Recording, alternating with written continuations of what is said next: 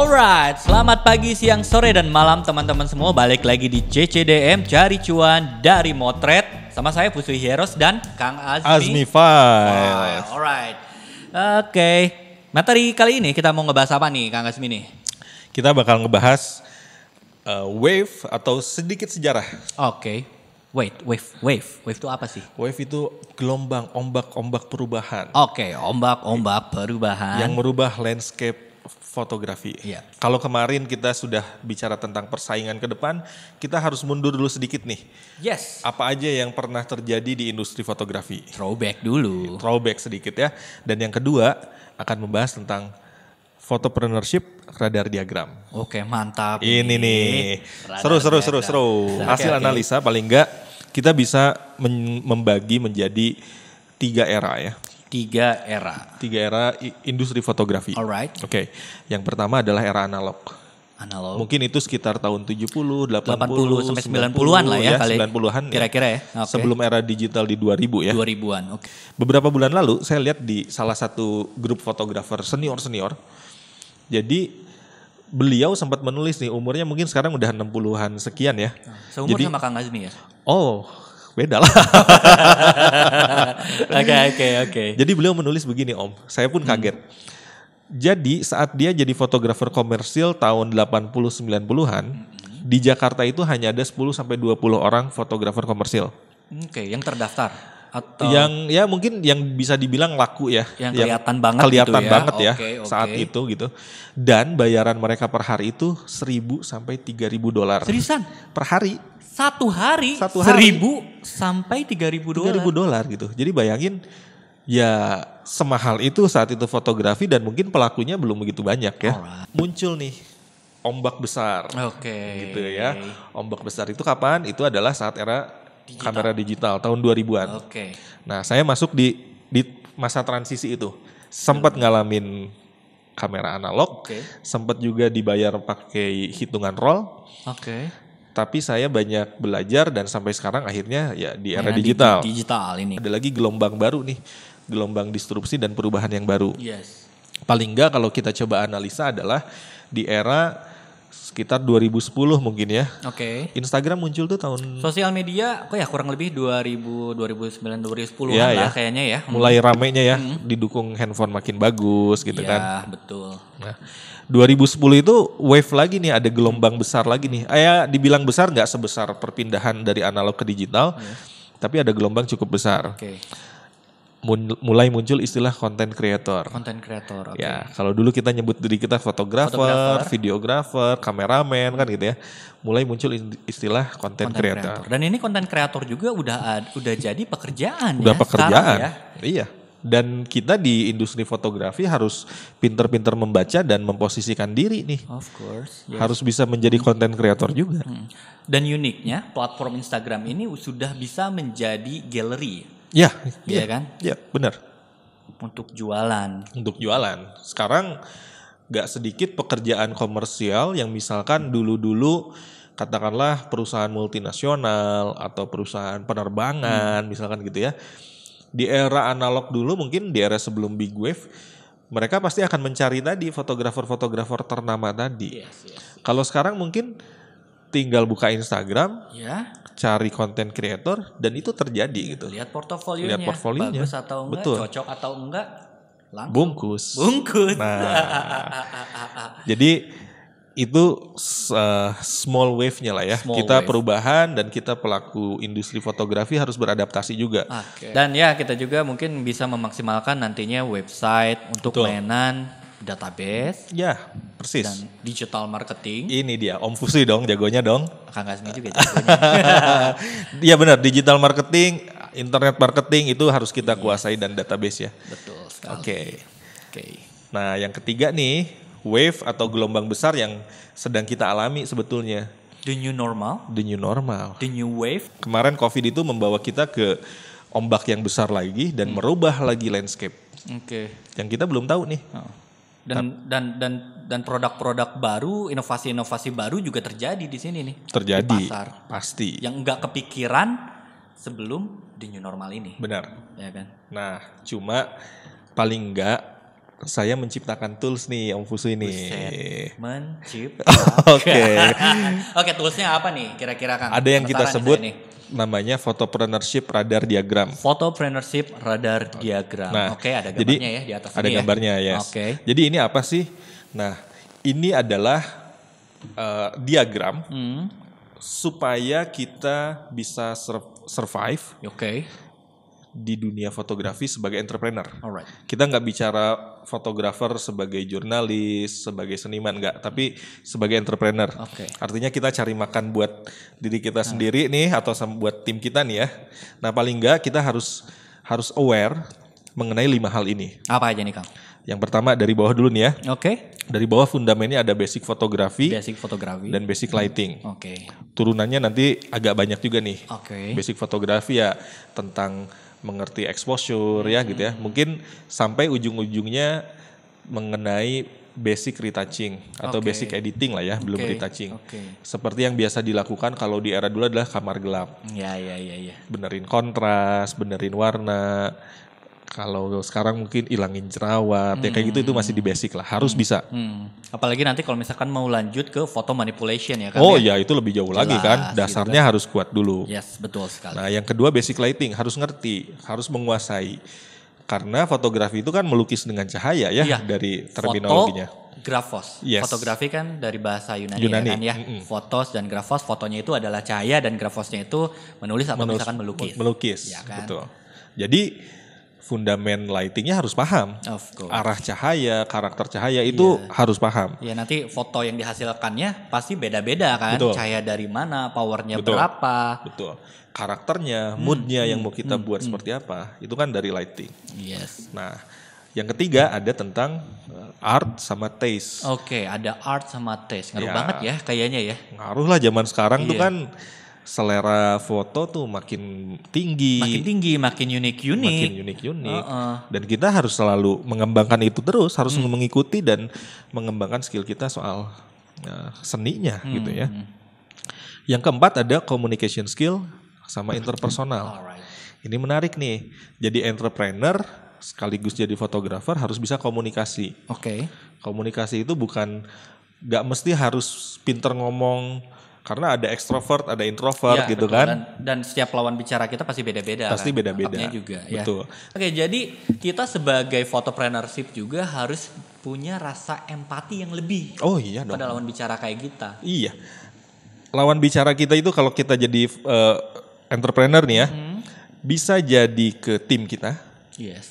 bisa jadi ke klien kita. Oke. Dua-duanya harus diolah, Iya, betul. ya kan? Bisa jadi tim kita yang udah keren banget tadi ya, job udah banyak, fotonya keren-keren, tapi kita sebagai leader misalkan sebagai entrepreneur tidak pandai memahami lawan bicara kita, memahami tim kita, perasaannya, bisa amburadul kan gitu. Iya. Kalau misalkan kita bagus dalam mengemas ini, nanti kan word of word-nya juga enak Betul, ya. betul. Itu Oke, dia. lanjut Kang. Nah, dan yang terakhir ini mainannya Om Fusu ini, bisnis skill nih. Oke. Jadi fotopreneur artinya fotografer yang berentrepreneurship ini wajib banget sekarang. Ya, wajib banget. Punya bisnis skill. Apa aja sih kalau secara umum deh? Oke, secara umum ya kalau misalkan kita ada di lingkup photopreneurship, kita harus mengerti namanya marketing, ya Yes. kan, ilmu marketing, ilmu sellingnya. Sellingnya, Oke, benar. nanti gimana sih biar kita bisa closing, ya Ya. kan? Terus juga kita harus mengerti untuk namanya akuntansi. Oke. Oke, kita harus mengerti akuntansi. Itu Ya dong, turunannya pembukuan banyak ya? dong. Iya, turunannya banyak. Jadi gini, kenapa kita harus mengerti akuntansi kan biar kita tahu uang yang masuk berapa, Ya. uang yang ada di luar berapa, uang yang sebenarnya harus kita bayarkan ke orang suatu saat nanti lagi Oke. berapa. Jadi kita Sama bisa ini yang jaga-jaga paling di sering sana. kelupa nih, saya ngalamin banget. Uang yang harus disisihkan untuk alat-alat kita kalau rusak. Iya. Depresiasi, Depresiasi itu ya. iya Ah, dong. itu dia. Kamera yang kita pakai, lighting yang kita pakai. Ya. Oke. Lanjut lagi nih, kita harus ngerti juga nih untuk project management. Oke, Iya, biar menarik kita nih. lebih apa ya namanya puguh. Puguh bahasa Indonesia apa tuh? Pugu is organized. Iya, biar lebih terorganize setiap kliennya itu A Benar. sampai Z-nya. Benar. Biar kita bisa menepati janji, ya Iya, kan? iya. Biar kita nggak nggak keluar dari namanya deadline seperti itu. Terus pos-pos siapa yang ngerjain project A, B, C, D itu jelas. Database-nya juga jelas.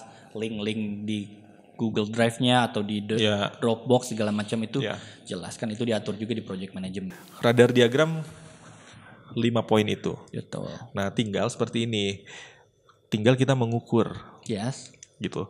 Kita mengukur. Kalau saya sama teman-teman di file sering pakai istilah scoring skill. Oke. Coba di scoring. Dinilai skill kamu berapa nih? Itu ngukurnya tiap bulan atau paling enggak kita 6 bulan sekali. Oke, 1 6 bulan semester sekali lah ya, harus ada evaluasi gitu kan. Ya, kita perlu tim lah. Perlu tim. Gak ada Superman tapi super tim. Yes, betul. Di Justice League aja itu timnya macam-macam dan skillnya juga macam-macam. Betul. Avengers juga macam-macam. Betul. Di fotografi juga sama. Nah, kayak gitu. yang saya menarik nih, saya mau coba melihat Hieros nih. Kalau dari sisi saya nih ya, saya ngelihat Hieros itu sangat kuat di sisi art, taste, alright. dan mungkin di bisnisnya ya, jelas lah. Backgroundnya MBA. MBA tapi bukan MBA, Married by Accident ya.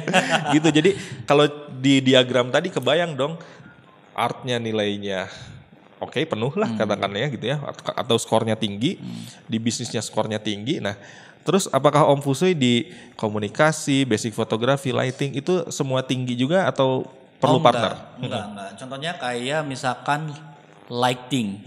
Contoh aja, 2 tahun kemarin kan saya ikutan kelasnya Kang Azmi. Basic lighting fotografi. Benar. Nah, yang penting kan di situ saya ada ikhtiar untuk belajar naikin si rating lighting fotografi kayak gitu. Scoring skill tadi penting ya. Kita harus jujur sama diri kita sendiri. Iya, betul. Benar.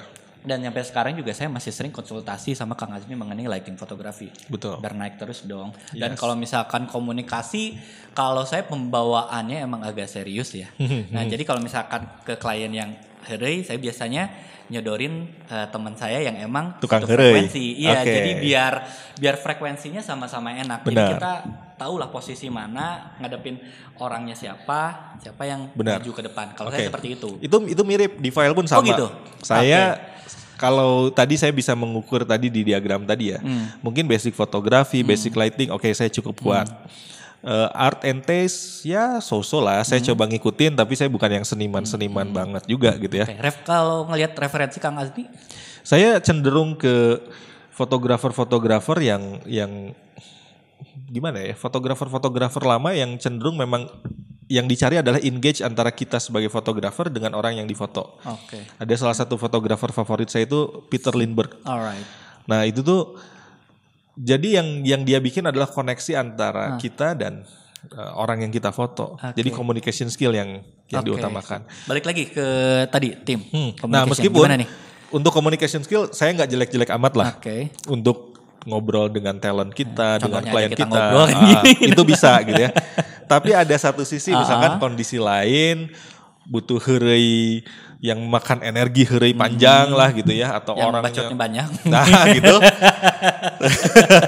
Itu saya juga sama. Punya partner di file. Nyodorin orang yang nyodorin biar gitu. Frekuensinya sama kan. Kadang kita kan perlu juga konsentrasi ke pekerjaannya. Iya betul. Gitu. Kalau misalkan datang ternyata klien kita seneng banget ngobrol, bercanda terus. Kadang kita urusan yang utamanya setup lighting, misalkan nyiapin peralatannya, kadang jadi lupa. Nah, itu yang saya lakukan sama partner saya, Satria tuh namanya. Jadi dia tolong handle saya urusan fotografinya. Oke, Kang. Menurut hasil analisa Akang nih yang udah motret kurang lebih berapa tahun? 17 tahun? 17 tahun 17 tahun. Nah, di bisnis fotografi ini kira-kira nih banyaknya orang-orang pintu masuknya dari mana aja? Apakah dari orang yang asalnya suka motret, hobi motret, passion motret, nyoba-coba motoin temen, dan akhirnya dapat pasar, akhirnya terjun ke bisnis. Benar. Atau orang yang emang, saya tahu bisnis, saya bisa running bisnis, saya bisa membuat strategi, tapi saya nggak bisa foto, ya wis, saya masuk tinggal hire fotografer atau videografer. Kira-kira nih pintu masuknya dari mana aja banyaknya? Oke, nah ini sebetulnya udah mulai ketebak ya, sama Om Fusui sendiri pun sudah mulai ketebak nih. Jadi kalau kita, mungkin generasi-generasi yang mulai masuk di era tahun 2000-an awal, umumnya memang seperti itu ya. kita suka memotret, ada temen mintain foto, lama-lama dibayar, ya udah terjun. Polanya kayak gitu ya. Polanya Sama gitu. kayak saya juga dulu Sama seperti itu. SMA suka motret, akhirnya foto buklet dan sekarang. Ya. Mulai jadi dari pintu bawah ya tadi ya, pintu dasarnya ya, dari basic fotografi dan basic lighting. Tapi kalau saya coba analisa di era sosial media tuh sekarang konten kreator kemarin lah banyak muncul. Bisa dibilang mereka mulai masuk dari pintu samping. Maksudnya pintu samping Pintu itu samping dari mana itu tadi di diagram tadi tuh, pintu art sama taste-nya tadi. Oke. Sama pintu komunikasi dan interpersonal. Bisa ngelihat gambarnya di sini ya. Ya, itu dia. Di atas. Bayangkan, jadi mereka itu yang saya lihat ya, paling enggak mungkin saat awal masuk mereka bisa jadi belum begitu paham tentang basic fotografi, basic lighting gitu ya. Tapi mereka udah terbiasa pegang kamera dari kecil gitu kan, bikin video, pinter ngomongnya, sesuai dengan selera market sekarang, muncullah konten-konten kreator itu. Yang akhirnya mereka pun mulai menyadari, oh belajar lighting, oh belajar fotografinya. Nah, pintu masuknya dari samping tuh. Tapi yang paling ngeri nih, sebenarnya dari mana nih? Ini mulai kelihatan beberapa tahun terakhir ya. Yang paling ngeri kalau masuknya dari atas. Bisnis dari dulu. Pintu bisnis. Walaupun orangnya itu belum mengerti fotografi, lighting taste-nya mungkin kurang bagus, atau komunikasinya kurang bagus. Yang penting dia pemodal. Dia melihat industri fotografi menguntungkan. Dan itu terjadi. Gitu. Makanya itu tadi benar kata Om Fusui bilang, kita harus perlu ya manajemen tadi apa tuh? Manajemen produksinya tadi harus bagus. Betul sekali. Kalau enggak habis kita. Iya betul. Dan contohnya kalau misalkan yang masuk dari jalur bisnis tadi kayak Master of Puppet gitu ya. Iya. Kita lihat gitu. Iya. Saya ngerti, misalkan katakanlah ngerti bisnis, saya ngerti alurnya segala macem, ya tinggal hire. Mainin ini. Iya, mainin ini. Oke, kamu kesini ngerjain ini dan kita bisa-bisa jadi bonekanya. Gawat gitu ya. Nah, jadi kesimpulannya kurang lebih 5 itu tadi. Iya, betul. Scoring skill di Photopreneurship Radar Diagram. Posisi kita di mana? Skor kita masing-masing berapa? Lihat keunggulan kita, lihat kelemahan kita. Kalau kita punya titik kelemahan, solusinya perbaiki. Kolaborasi. Dan jangan lupa selalu dievaluasi. Benar. Dan selalu ditingkatkan untuk belajar lagi ya kan? Benar. Apalagi wave akan selalu ada. Ya. Nah, itulah salah satunya kenapa kita bikin channel CCDM ini, Cari Cuan dari Motret ya. Kita ingin mewarnai pengetahuan kita fotopreneur ini dari sisi berbisnisnya ya. Iya, agar kita semua bisa minimal itu survive dan kemudian recover dan akhirnya kita bisa growth dan menjadi pemenang. Oke.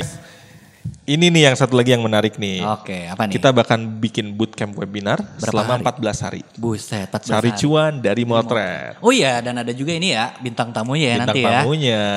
Jadi intinya akan berbicara tentang penguatan radar diagram tadi, terutama dari sisi bisnisnya nih. Iya. Dan juga ada bisnis strateginya nanti kita. Oh pasti. Kasih tips and triknya. Kita rancang khusus ya. Iya. Selama beberapa bulan ini saya sama Om Fusui merancang khusus nih. Yes, betul sekali. Link pendaftaran ada di deskripsi. Langsung klik aja. Oke, thank you teman-teman. Jangan lupa share, komen, like, dan subscribe. Sampai ketemu lagi di episode selanjutnya. Dadah.